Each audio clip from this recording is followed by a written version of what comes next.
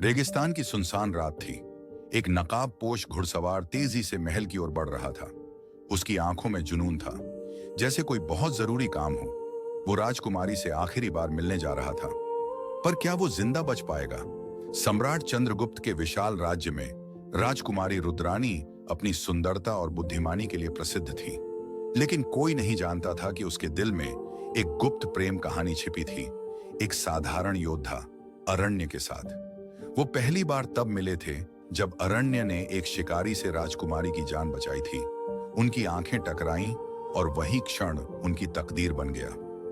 रुद्रानी और अरण्य चोरी छिपे महल के बाग में मिलते, झील किनारे रात के अंधेरे में प्रेम भरी बातें करते और कभी महल की छत पर चांद को गवाह बनाकर अपने प्यार को अमर करने की कस्में खाते।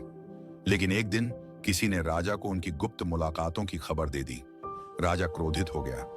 एक साधारण सैनिक मेरी बेटी के योग्य नहीं। अरण्य को बंदी बना लिया गया और राजकुमारी को महल के अंदर कैद कर दिया गया। राजा ने रुद्रानी को दो विकल्प दिए, या तो वह एक पड़ोसी राज्य के राजकुमार से विवाह कर ले, या फिर अरण्य को मौत की सजा दी जाएगी। रुद्रानी टूट चुकी थी, लेकिन उसने हार नहीं मानी। रात के अंधेरे में एक वफादार सेवक ने अरण्य को जेल से छुड़ा दिया। दोनों महल से भागने लगे, लेकिन तभी पहरेदारों ने देख लिया। तलवारें खींच ली गईं, लड़ाई छिड़ गई। अरण्य ने बहादुरी से लड़ते हुए राजकुमारी को सुरक्षित बाहर निकालने की कोशिश की, लेकिन एक तीर ने उसके सीने को भेद दिया। रुद्रानी उसकी बाहों में गिर पड़ी। उसकी आंखों में आंसू थे, लेकिन अरण्य मुस्कुराया और बोला, प्रेम शरीर से नहीं, आत्मा से होता है और आत्मा अमर होती है।